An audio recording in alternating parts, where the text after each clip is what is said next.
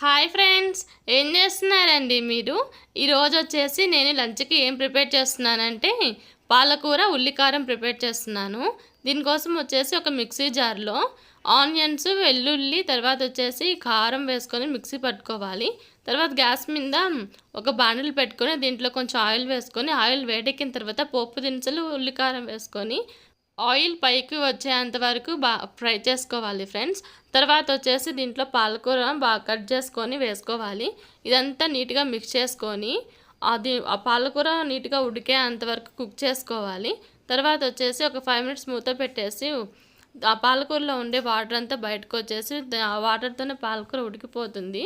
దీంట్లో వచ్చేసి జీలకర్ర పొడి, ధనియాల పొడి వేసుకొని నీట్గా మిక్స్ చేసుకోవాలి.